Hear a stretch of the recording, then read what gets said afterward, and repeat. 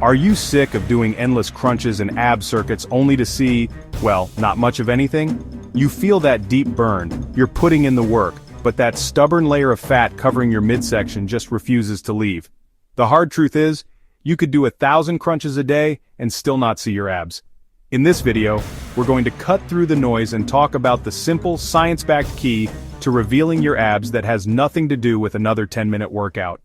Let's be real, we've all fallen for it. You want a defined six-pack, so the logical next step is to hammer out crunches, leg raises, and planks until you can't move. You see fitness influencers with chiseled midsections promoting their 5-minute ab shredding workout, and you follow it to the letter. But weeks turn into months, and while your core might feel stronger, your abs are still playing hide and seek. Here's the scientific truth you need to hear. That entire approach is built on a myth. It's a myth called spot reduction.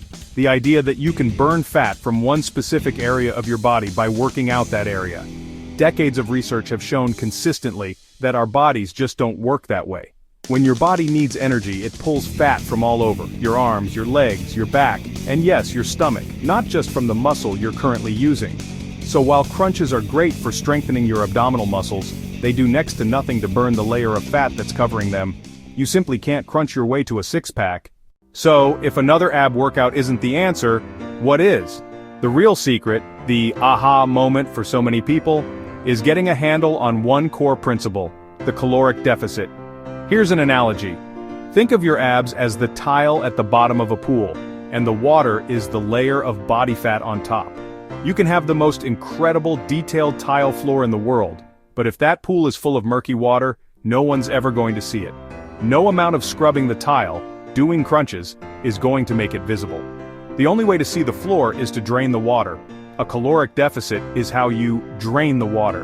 In simple terms, it just means you're consuming fewer calories than your body is burning for energy.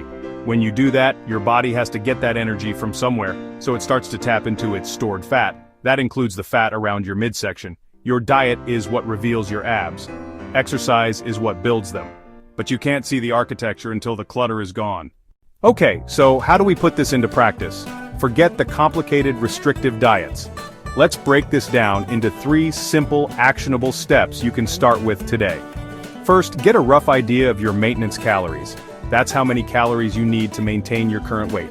A simple, back-of-the-napkin way to estimate this is to multiply your body weight in pounds by 15. This isn't a perfect one-size-fits-all number, but it's a fantastic starting point. Second, create a small, sustainable deficit. Don't go slashing your calories in half. That's a recipe for fatigue, hunger, and quitting. Aim to eat about 300 to 500 calories less than your maintenance number. Now, the old 3-5-0-0 calorie rule would suggest that a 500 calorie daily deficit automatically equals 1 pound of fat loss per week.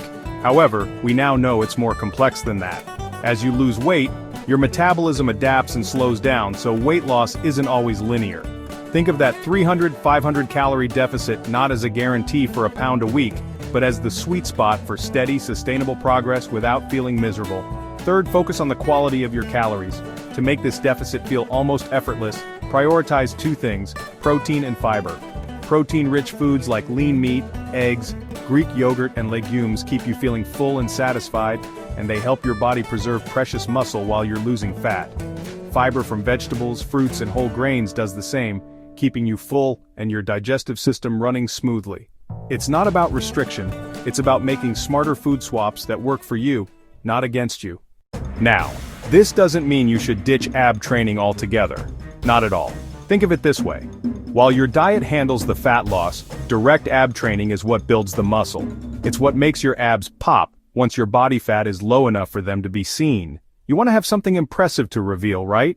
But you don't need to go overboard. Forget the 30-minute daily ab torture sessions. Instead, pick 2-3 effective exercises and perform them 2-3 times per week. Compound movements like weighted cable crunches, hanging leg raises, and decline sit-ups are incredible for building thick, defined abdominal muscles.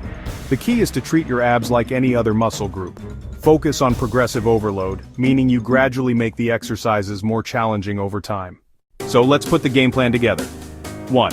Stop buying into the myth that you can crunch your way to a six-pack. 2. Understand that a modest, consistent caloric deficit is the real key to revealing your midsection. And 3. Create a 300-500 calorie deficit, fill it with high protein and high fiber foods, and train your abs a couple of times per week to make them stand out. If this video helped clear things up and gave you a realistic plan, do me a solid and hit that like button and subscribe for more no BS fitness advice that actually gets results. Your journey to a defined midsection doesn't have to be a frustrating dead-end cycle. It's not about doing more work, it's about doing the right work. You now have a clear, science-backed path forward. The real power to change your physique is on your plate. It's time to stop crunching blindly and start eating strategically.